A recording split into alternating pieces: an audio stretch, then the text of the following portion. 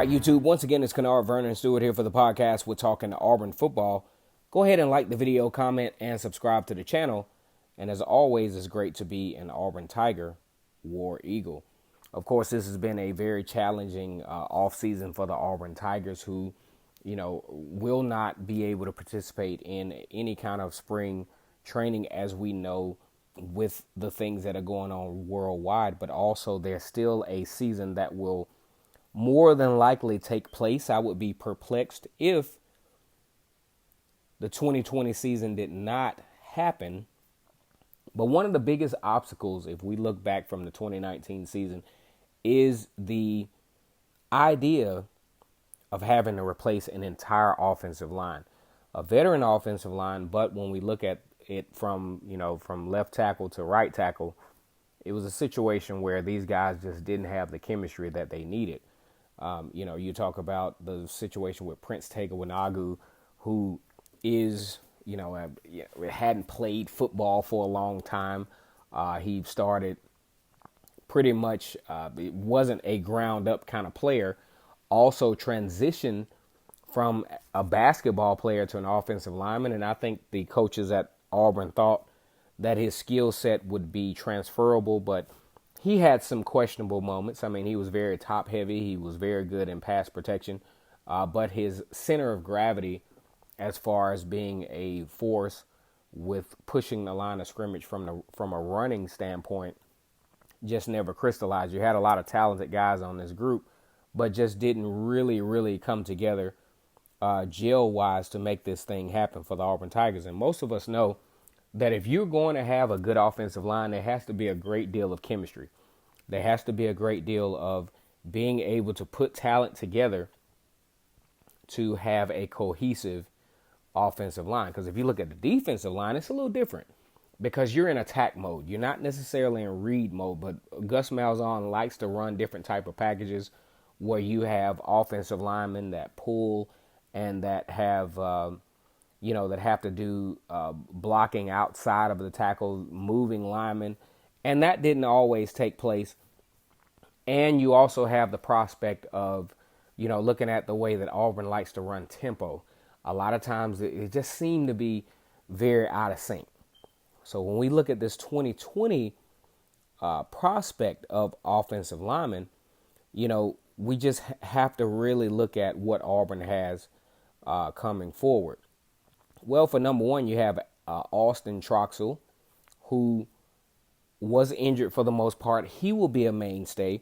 And then you have Bradarius Ham, who probably will be one of the, I would say, a projected starter. He's been around for a while, and I think he will add some solidarity to this particular offensive line. And so we just have to see how those things play out. And now Auburn has a very small window of time to where they can make this thing actually happen. And then you talk about Alec Jackson killing zero, who's coming from an injury, and Brendan Coffey, who is also a junior college transfer, who will help to add some type of depth to this offensive line. And if nothing else, when you look at the Auburn offensive line, you have options. Now, I'm not sure if you can, because this is a loaded question as to whether the Auburn offensive line can improve. I think if they just break a little bit more than even from the 2019 season, I think these guys will be okay. You have a good set of running backs coming back. You also have the addition of Tank Bigsby as a running back that would help to add some depth.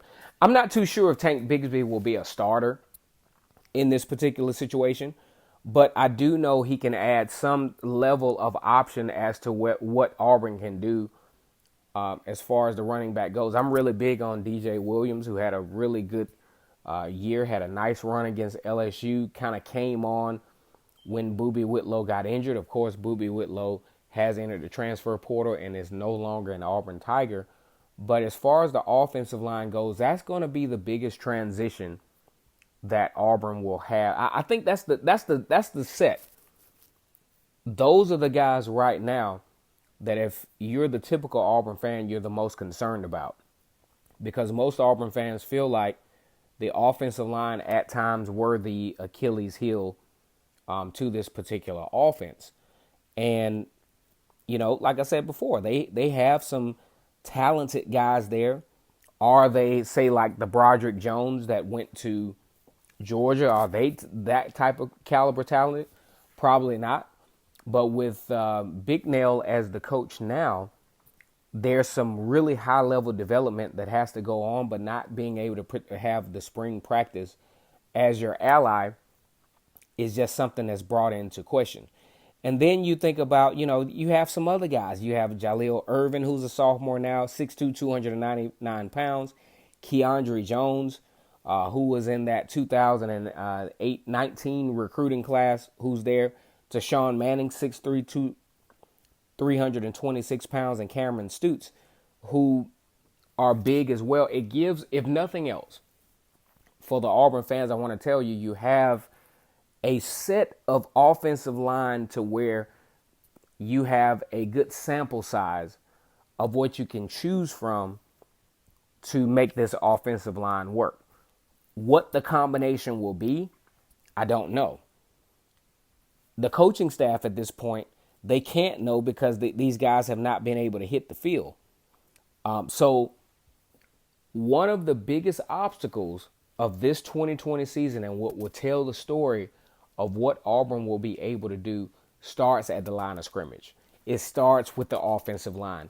It starts with their ability to adjust to Chad Morris, who is now the offensive coordinator, who came from Arkansas. What kind of scheme is he going to develop? Is he going to utilize the tight end? Is he going to utilize more so of the intermediate passing game? Because when you have an offensive line that's kind of, has some adversities, you want to do some quick things to give them confidence.